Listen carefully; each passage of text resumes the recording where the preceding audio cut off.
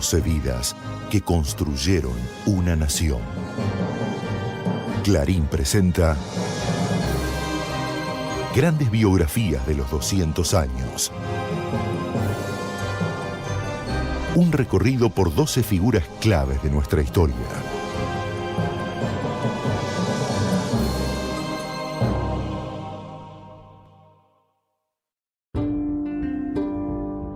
Los ecos del combate naval de la Vuelta de Obligado se esparcen por el interior argentino. La soberanía nacional está a salvo gracias a la decisión del brigadier Juan Manuel de Rosas. Rosas fue un personaje complejo, adorado y rechazado en igual medida. Aún hoy persiste la polémica sobre su carácter, papel y legado. Para algunos, fue un autócrata que impuso el orden por medio del terror. Para otros, un caudillo carismático y estadista que evitó la disgregación del país.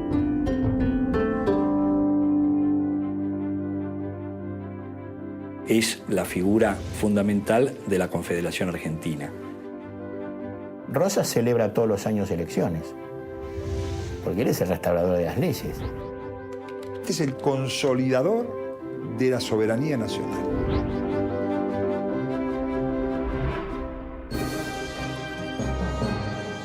Juan Manuel de Rosas. Soberanía y federalismo.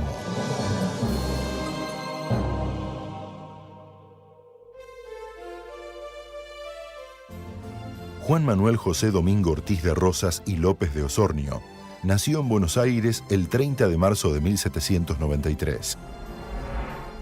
Él es Ortiz de Rosas. Ellos se remontan prácticamente a las primeras familias que llegaron a Buenos Aires. Nace en lo que sería una élite hispano-criolla. Su papá, Ortiz de Rosas, había sido uno de los primeros en iniciar acciones de correr la frontera. Había avanzado prácticamente hasta la zona de Azul y había aprendido en esa campaña a tratar con los grupos aborígenes de la provincia de Buenos Aires. Francisco Argerich era el educador de toda esa generación. Él tenía una escuela de primeras letras a donde concurría toda la juventud de Buenos Aires. Si bien Rosas concurre y es uno de sus discípulos, él empieza a demostrar su gran amor por el campo. Como otros jóvenes porteños, Rosas participó en la defensa de Buenos Aires durante las invasiones inglesas.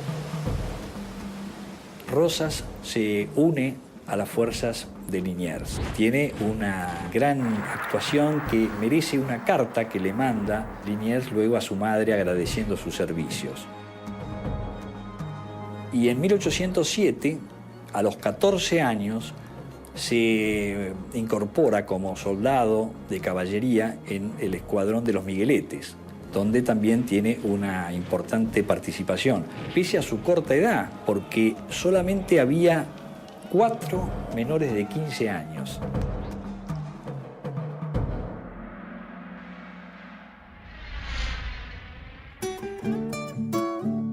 Pero no fue la vida militar, sino el contacto con el campo y su gente lo que forjó la personalidad de Rosas. No va a aceptar ser comerciante, no va a aceptar una formación de esa instrucción propia del siglo de las luces. Es un hombre que más bien ve el valor de esa formación que le daban los campos por los que transitó desde joven. Es inmediatamente aceptado, reconocido y valorado por los gauchos, por las pionadas, por los indios. Pero la relación con sus padres se deterioró cuando Juan Manuel cuestionó el modo en que se administraba el patrimonio familiar. La madre, Agustina López de Osornio, era una mujer de un gran carácter. Ante las rebeldías de Juan Manuel lo encierra en un cuarto y dice: vas a estar a pan y agua hasta que vuelvas a la tienda. Y al día siguiente se encuentra una carta diciendo: dejo todo lo que no me pertenece. Y firma Juan Manuel de Rosas, con S. Hasta deja el apellido Ortiz de Rosas con Z, que era propio de su familia. Al poco tiempo, Rosas conoce a Encarnación Ezcurra e intenta un acercamiento familiar que duraría poco. Él se casa en 1813 con Encarnación Ezcurra, muy jóvenes ambos, contra la idea de su madre. Dice la anécdota que para que los padres autorizaran el casamiento, porque eran muy jóvenes, fraguaron un embarazo de ella. Finalmente, Rosas decide empezar de cero, para lo cual se va a poner en contacto con sus primos los Anchorena. Con familiares, Terrero, Luis Dorrego, funda un saladero de mucha importancia, Las Higueritas, en la zona de Quilmes, y desarrolla esos primeros años un poder económico importante, muy importante, pues se transforma rápidamente en un propietario agrario con mucha cantidad de tierras. En 1819, con 26 años de edad, redactó las instrucciones para los mayordomos de estancias y las instrucciones para los encargados de las chacras. Todas las conductas que debía hacer el capataz para poder dirigir sus estancias estaban tan detalladas que detallaba hasta qué hora tenía que tomar mate para iniciar sus tareas. Él va a hacer su propia fortuna, va a demostrar que como administrador es un hombre que puede ser caracterizado en la historia argentina como uno de los pocos ejemplos de honestidad en la administración pública y aún privada. Habiendo consolidado un importante poder económico en Buenos Aires y ante una sociedad dividida, el momento político de Rosas había llegado.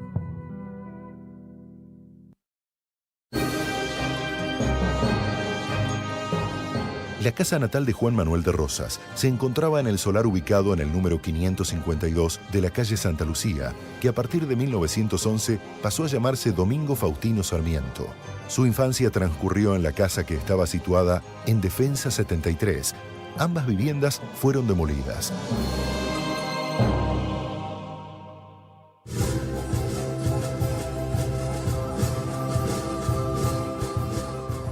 Tras la Revolución de Mayo y en el fragor de las campañas de la independencia, los caudillos del interior se enfrentaron al gobierno porteño, que pretendía imponer su control político y económico. Los caudillos, Ramírez, Caraos, Estanislao López, que en representación del interior avanzan sobre Buenos Aires. Y ahí se produce la famosa crisis de 1820, incluso el directorio desaparece. Rosas participó de los enfrentamientos y negociaciones de paz con los caudillos del interior y poco a poco fue haciéndose de un lugar en la política porteña. A Manuel Dorrego se lo nombra como gobernador provisorio para defender a la ciudad ante el ataque fundamentalmente de López y Ramírez.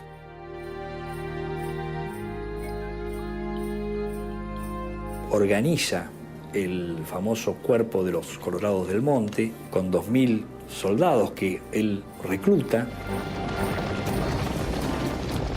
Un ejército que le es muy leal y que vive en los límites de la frontera y en toda la zona rural.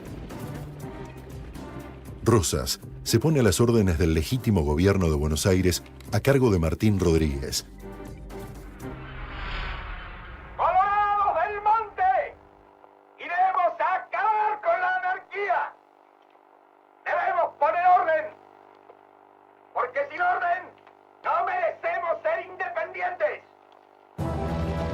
En 1821, la situación se agravó por la invasión brasileña a la Banda Oriental. La Guerra del Brasil se extendió desde 1825 hasta 1828. La Confederación se impuso militarmente, aunque la pésima negociación del enviado del presidente Bernardino Rivadavia determinó el fracaso diplomático tras la independencia de la Banda Oriental. Sin embargo, se responsabilizó por la derrota al gobernador porteño Manuel Dorrego, quien fue derrocado por el general unitario Juan Lavalle. Dorrego es derrocado por un golpe de Estado, con el Ejército Nacional. Nacen los hermanos uruguayos, lo tiene que reconocer Dorrego. Y esa vanguardia del ejército, triunfador, pero de alguna manera sin ningunas cosas en las manos, es la que pasa a Buenos Aires, derroca a Dorrego y termina con su fusilamiento el 13 de diciembre de 1828.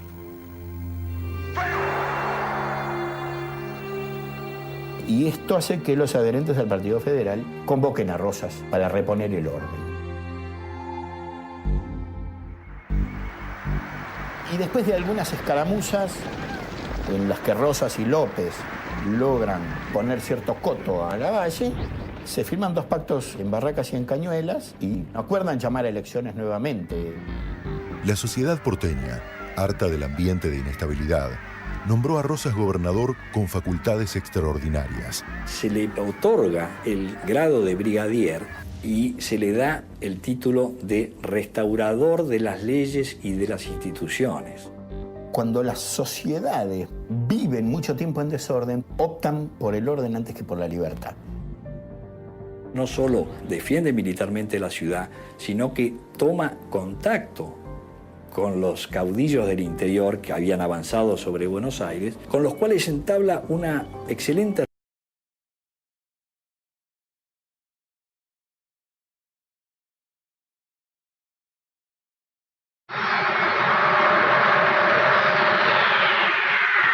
El 30 de marzo de 1982 también tenemos nuestros héroes. Fue una jornada de gloria. Paz, pan y trabajo era lo que solicitaba un pueblo. En Mendoza cayó acribillado un compañero nuestro, el compañero José Benedicto Ortiz. Otros heridos, gran cantidad de detenidos, bárbara, salvajemente apaleados, entre los cuales también estábamos nosotros.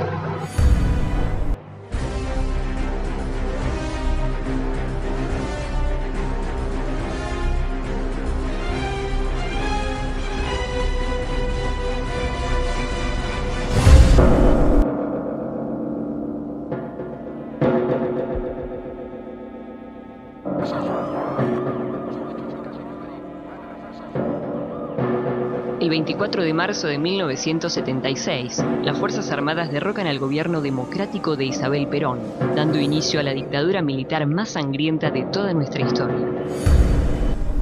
En lo político, el Estado dirigió un aparato clandestino de represión y muerte para restituir la autoridad patronal y desarticular la organización sindical. Se apresó a numerosos dirigentes, cientos de militantes y delegados de base fueron detenidos en campos de concentración y posteriormente desaparecidos. El modelo liberal conservador solo podía implementarse mediante la represión del movimiento obrero. En diciembre del 76 lo secuestraron a uno de los mejores dirigentes que tuvo este país, de los empleados de farmacia, Jorge Di Pasquale. Lo secuestraron a un ex secretario general de Municipales también, y después secuestraron en febrero a Oscar Smith, secretario general de Luz y Fuerza. Ninguno de ellos volvió a aparecer con vida, todos son desaparecidos al día de la fecha. El golpe del 76 hay que definirlo contextualmente y conceptualmente como corresponde. Fue un golpe cívico-militar. Primer análisis. Lo que había era una necesidad de ciertos poderes económicos que en aquel momento estaban representados porque se llamaba la Trilateral, que es una organización que funda Rockefeller, para imponer un modelo que encuentra en el liberalismo económico su forma de expresión. El aparato del terror del Estado, del terrorismo de Estado, era tan grande que se vieron diezmadas todas las voluntades políticas, amén de que algunos sectores o algunos compañeros todavía siguiéramos reuniéndonos en algunos lugares casi clandestinos para ver cómo hacíamos, cómo se empezaba a trabajar en la recuperación de un gobierno democrático. Cuando fue el golpe militar yo tenía 11 años, mi viejo era dirigente ferroviario y era presidente de la obra social de la Unión Ferroviaria. Fue detenido en el despacho. Sus amigos me cuentan que a mi viejo le dicen 2 o 3 días antes de que iba a estar el golpe militar. Él, sin embargo, el 24 va a su despacho porque dice que tenía que ir a proteger a sus compañeros, a su secretaria, sabiendo que ya el golpe estaba, va igual, y cuenta que entra un coronel con 4 o 5 soldados armados con ametralladora, le dice que va a hacerse cargo de su puesto y se lo llevan. Los militares instalan un nuevo modelo económico que reemplazará el basado en la producción industrial y al protagonismo de los sindicatos. Modificaron toda la ley de contrato de trabajo del peronismo, sancionada el 20 de septiembre de 1974, y para dar un dato que refleja bien qué pasó, De los 302 artículos hicieron desaparecer 27, los derogaron, y mutilaron 99, es decir, modificaron 99, todos en contra del trabajador. La CGT estaba prohibida, los sindicatos estaban intervenidos, los trabajadores no tenían posibilidad orgánica e institucional de organizarse y se organizaban como podían. Comenzaron a aparecer dirigentes de segunda línea, tercera línea, de gremios más chicos. Nos citábamos entre los dirigentes sindicatos claves en ese tiempo. Uno fue el sindicato de Sanidad, otro fue el sindicato de peluqueros, algunos dirigentes de gremios importantes como metalúrgicos, de segunda línea, de textiles, participaban en las reuniones. Tuvimos que tener mucho cuidado en esa fecha porque cuando llegábamos al sindicato para las reuniones nos encontrábamos con que estaba tomado toda la manzana por el ejército. Bueno, fue un trabajo realmente titánico. Cambió las condiciones socioeconómicas, entró el país en un proceso de sustitución de producción nacional por producción extranjera, donde bueno, Martínez de Oz fue el gran gestor de ese plan que desestructuró todo lo que significó el estado de bienestar que había generado el peronismo del 45 al 55. En lo económico se promovió la desindustrialización del país, la caída del salario real y la especulación financiera. En marzo de 1977 se crea la Comisión de los 25, formada por sindicatos que no habían sido intervenidos por la dictadura.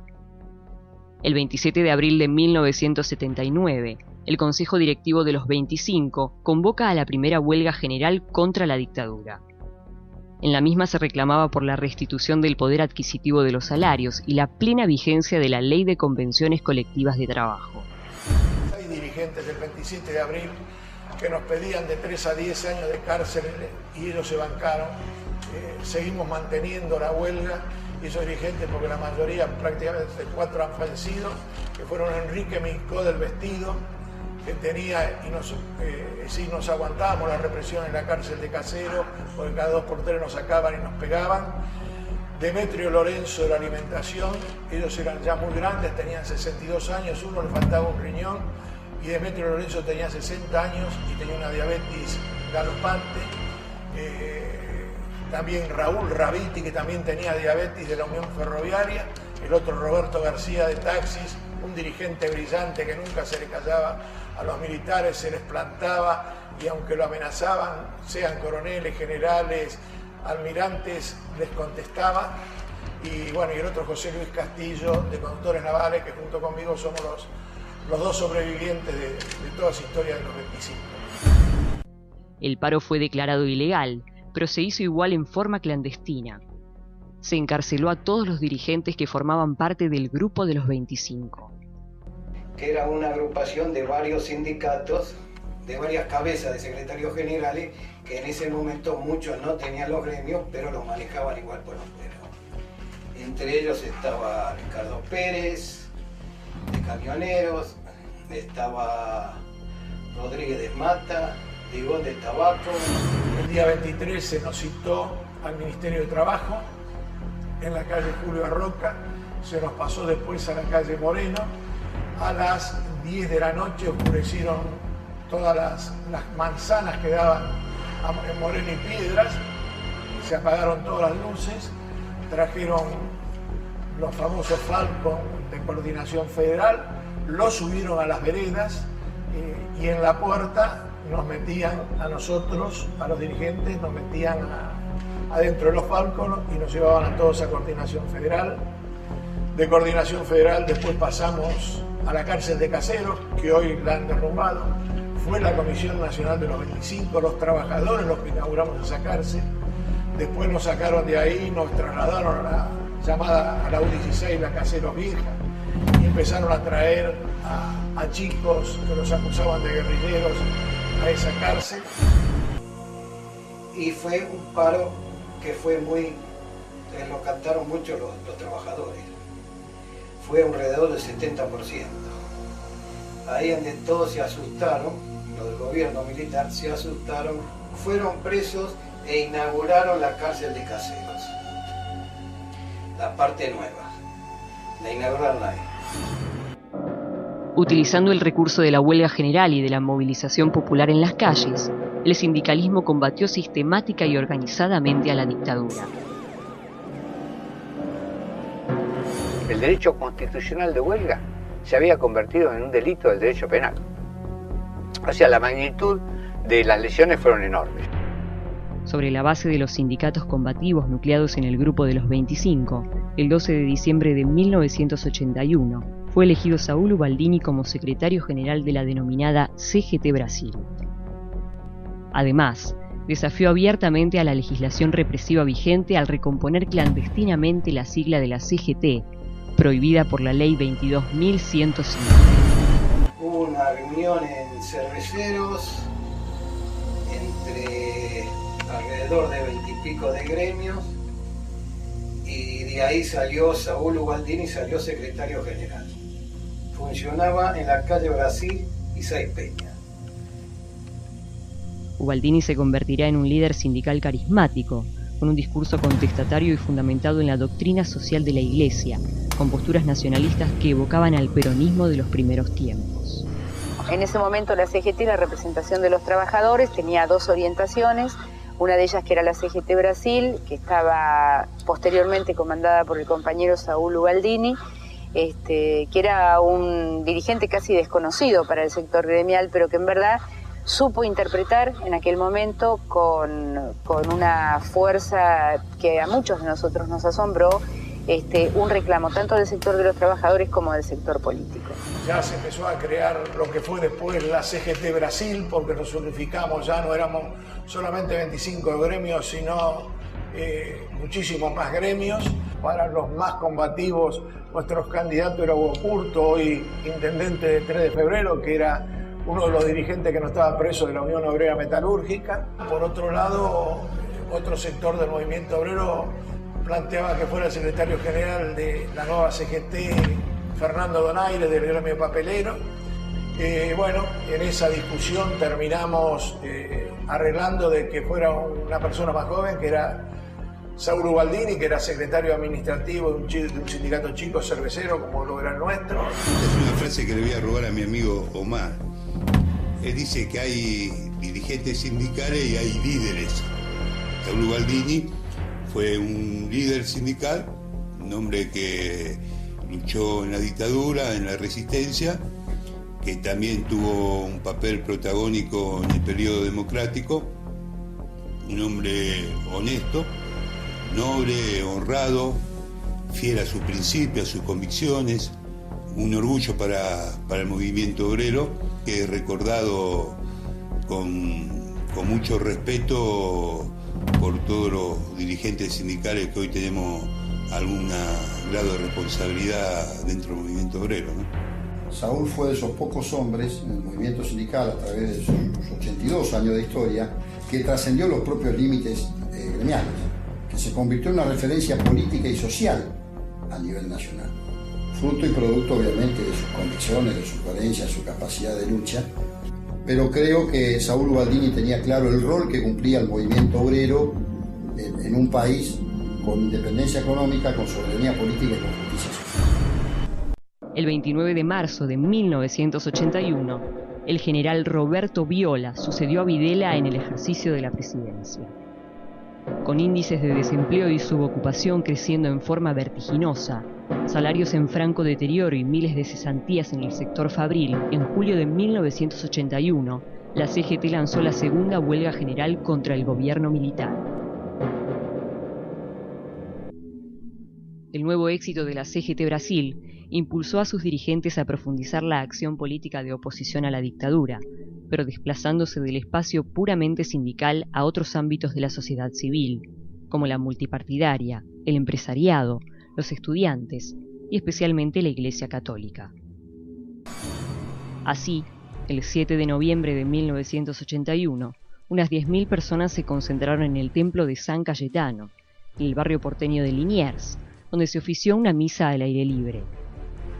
Lo hicieron convocados por la CGT para pedir por paz, pan y trabajo. En esa misa se corean por primera vez consignas en contra de la dictadura militar. Este episodio catapultó al movimiento obrero como eje de la protesta nacional, encolumnando tras sus consignas a vastos sectores de la población. En noviembre del 81 me recuerdo que fue por Paz, Pan y Trabajo, y se juntó un montón de gente que fueron de trabajadores y gente mismo que iban a la iglesia, se juntaron para reclamar por la democracia y por el trabajo. En noviembre de ese año renuncia Viola y asume el poder el general Leopoldo Fortunato Galtieri. La partida de defunción para el régimen militar más sanguinario y represor que tuvo la Argentina en toda su historia se firmó a lo largo de 1982. El protagonismo principal fue de los trabajadores y de los dirigentes sindicales enrolados en la CGT Brasil. El hartazgo, el creerse que tenían una cierta autonomía, independencia y demás, y la imposibilidad de sostener un régimen autoritario durante mucho tiempo, porque cuesta mucho, porque significa tener fuerzas armadas permanentemente en la calle, eso significa, imagínate, comida, nafta, uniformes, aviones revoloteando, te impiden el desarrollo de las fuerzas sociales. Todo eso confluyó en que la gente se hartara, se movilizara, tal cual somos los argentinos, de salir a la calle, de movilizarnos, de juntarnos, de cantar, de tener consigna, y fue socavando las bases de ese régimen que era ilegal e ilegítimo. A mediados de febrero de 1982, la CGT dio un nuevo paso en su estrategia de enfrentamiento con la dictadura. Decidió desarrollar un plan de movilización en demanda de mejoras para los trabajadores y contra la política económica liberal conservadora. Con este objetivo, el 30 de marzo se realiza una amplia convocatoria a la Plaza de Mayo, que fue cercada por la policía para evitar la protesta.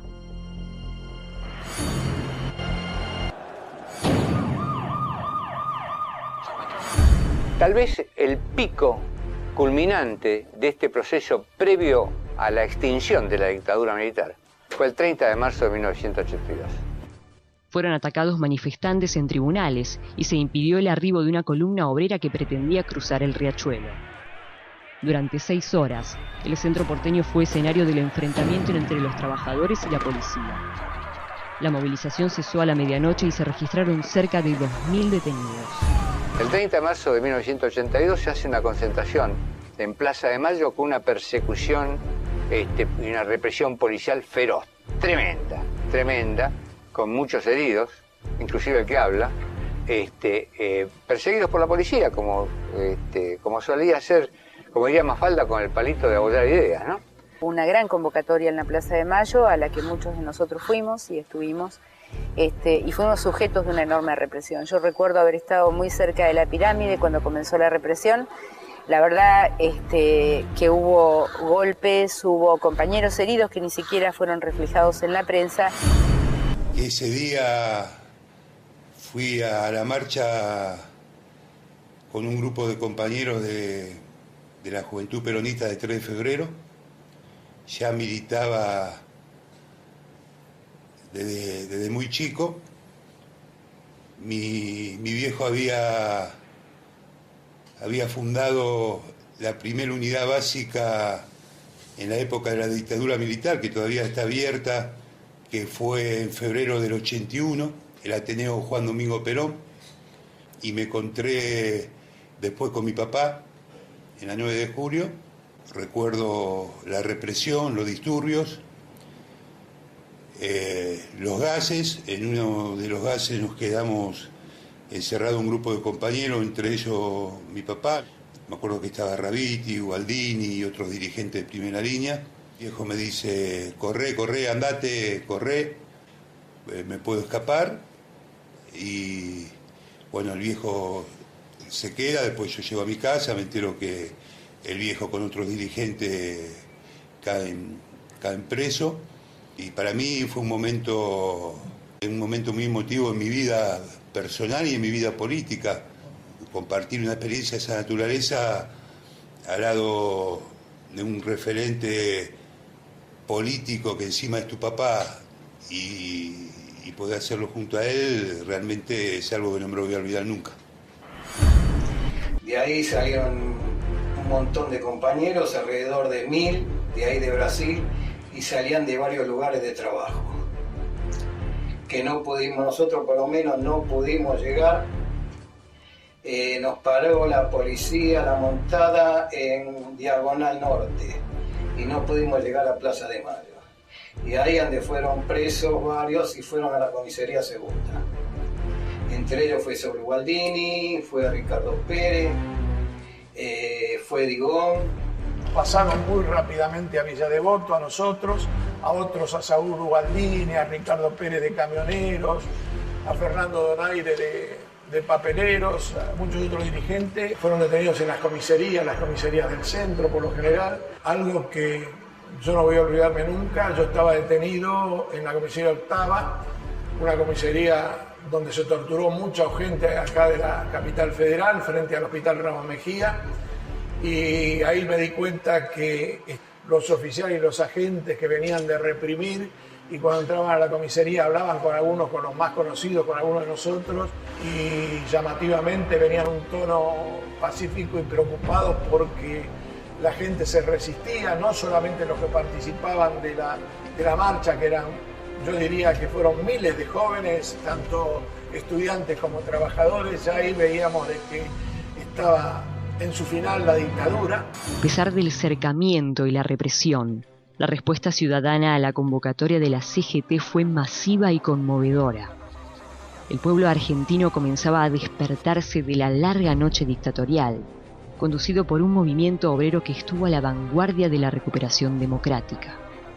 Ahí empezó a morir el país de la represión y a renacer de sus cenizas el proyecto democrático soñado por generaciones. Fue infernal la cantidad de gente que había en la calle, pero lo que más se vio fue la gente de los balcones de las oficinas aplaudiendo a la gente que se movilizaba en contra de la dictadura. Más allá de la represión, la movilización del 30 de marzo ejemplificó cómo el movimiento obrero se constituyó en el motor de la resistencia antidictatorial, impulsando a otros sectores sociales tanto a la lucha como a medidas de fuerza conjuntas.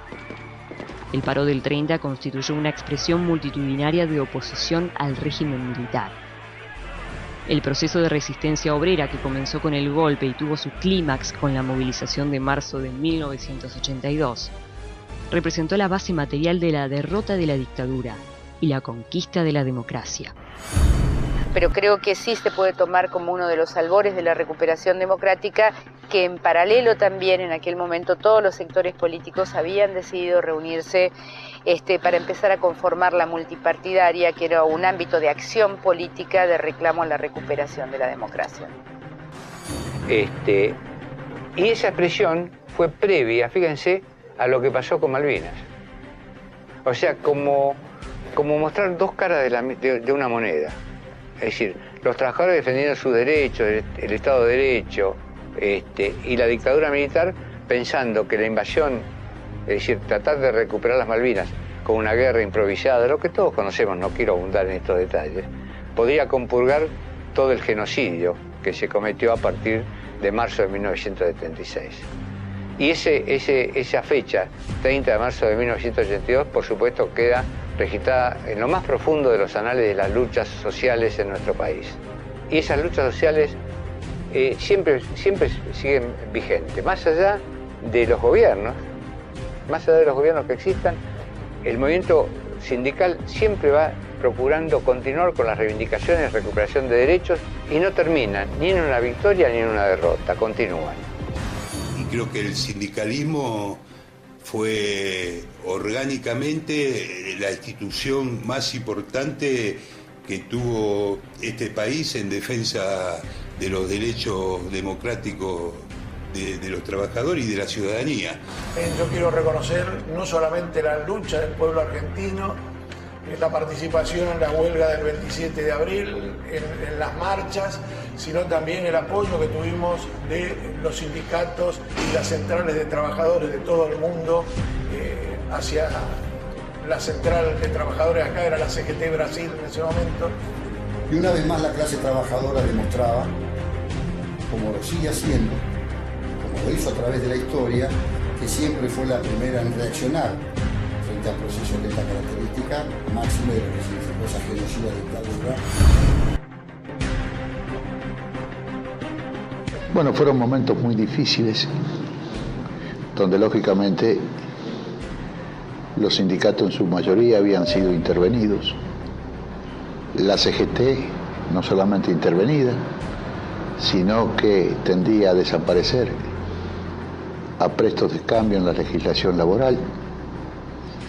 Compañeros perseguidos, compañeros muertos, compañeros desaparecidos, compañeros que tuvieron que emigrar. Y lógicamente, los cuadros de segunda línea de aquel entonces fue los que los tuvieron que ir buscando todo aquello que hiciera a demostrar que el sindicalismo, aún con la dictadura, seguía firme. La CGT Brasil, ahí la gente, los militares, el gobierno pensaban que uno tenía montado una cosa extraordinaria. Y había un escritorio y un teléfono nada más. Con eso se hizo todo, para que venga la democracia de vuelta. Con un teléfono. Increíble.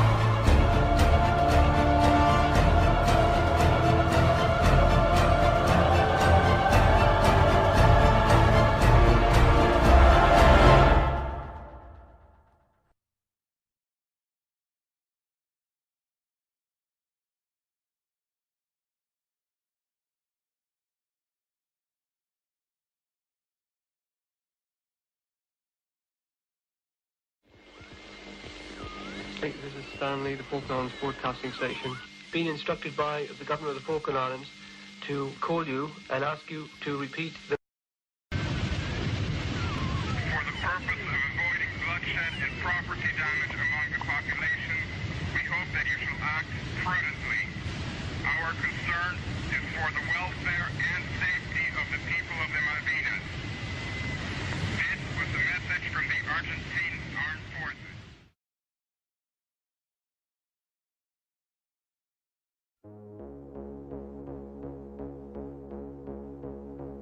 Soy el comandante de la Fuerza de Desembarco, integrada por los efectivos de la Infantería de Marina y del Ejército Argentino embarcados en este buque. De algunas fracciones a bordo del destructor Santísima Trinidad y del rompehielos Almirante Irízar y de los buzos tácticos embarcados en el submarino Santa Fe. Nuestra misión es la de desembarcar en las Islas Malvinas y desalojar a las fuerzas militares y a las autoridades británicas que se encuentran en ellas. Eso es lo que vamos a hacer. El destino ha querido que seamos nosotros los encargados de reparar estos casi 150 años de usurpación. En esas islas vamos a encontrar una población con la que debemos tener un trato especial. Son habitantes del territorio argentino y por lo tanto deben ser tratados como lo son todos los que viven en la Argentina. Ustedes deberán estrictamente la propiedad y la integridad de todas las personas. No entrarán a ninguna residencia privada si no es necesario por razones del combate. Respetarán a las mujeres a los niños, a los ancianos y a los hombres. Serán con el enemigo, pero corteses, respetuosos y amables con la población de nuestro territorio a los que debemos proteger. Si alguien incurre en violación, robo o pillaje, le aplicaré en forma inmediata la pena máxima. No dudo que el coraje, el honor y la capacitación de todos ustedes nos dará la victoria. Durante mucho tiempo hemos estado adiestrando nuestros músculos y preparando nuestras mentes y nuestros corazones para el momento supremo de enfrentar al enemigo. Ese momento ha llegado. Mañana ustedes serán los vencedores. Mañana mostraremos al mundo una fuerza argentina, valerosa en la guerra y generosa en la victoria. Que Dios los proteja.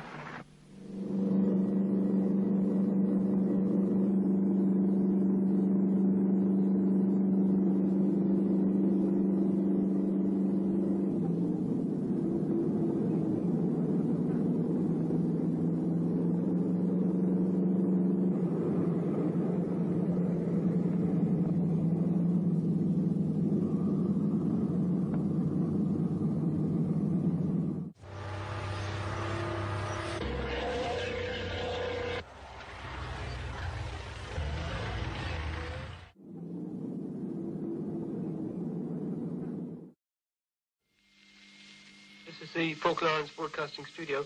Now, we've just had a call from Alistair Grieve. Alistair, I understand that you've sighted some of the vehicles, have you? I had a quick look out through the curtains and all I could see was smoke, so I honestly haven't a clue what's happening. But there's been some really heavy bangs, the whole place is shaking. It's a bit nerve-wracking to say the least. There's a lot of machine gun fire and fairly small arms fire as well. And where are you giving this report from, Ali? Are you standing up, sitting down, or what you doing? I'm lying on the floor, boy. Now, the situation, as you might hear, is that the radio station has now been taken over. We have 3 Argentine wait a minute. We have everything recorded in 2 tapes. Yes. Okay? For the population. Well, just a minute. If you take the gun out of my back, I'm going to transmit it to you. If you take the gun away. But I'm not speaking with the gun in my back.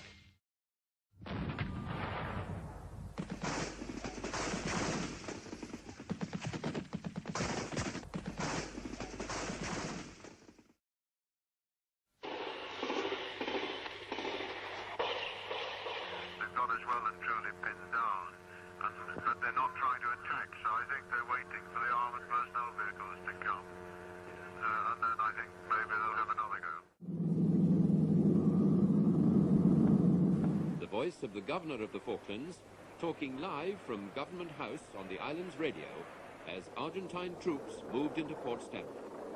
It was early in the morning of April the 2nd. Virtually the whole population was listening. How much longer do you think you can hold out, sir? Right, well, I mean, if they've got 30mm cannon on the armoured personnel carriers, so 1 or 2 shots of them and we'd be finished, I'm afraid. Yes, sir. But I'm hopeful that they'll ask for, they'll send somebody in to talk. And you'll talk to them, will you, sir? I'll talk to them, but I'm not walking out. I'm not surrendering to the bloody arches, Patrick, certainly not. But despite the Governor's defiant stance, within just a few hours of the landing, the Argentine flag was flying in the grounds of Government House. There had been a brief skirmish with the 64 British Marines defending the islands. 1 Argentine armoured personnel carrier was knocked out and several of their men killed. But outnumbered by more than 10 to 1, there was little the Marines could do. Towards the end, when the armoured vehicles started to move in, we felt that was sort of the end of the show, so because we were surrounded by them, we got no chance for it. realised that we were outnumbered so much that when the order came to give him, I think we were relieved a lot. There were so many of the APCs and we were just surrounded by them all. Yeah. We were just relieved when it was all over. They treated us very well. Very well. They were pretty simple to us. We just kept in the field until the rest of us had been rounded up. Once we'd been surrounded,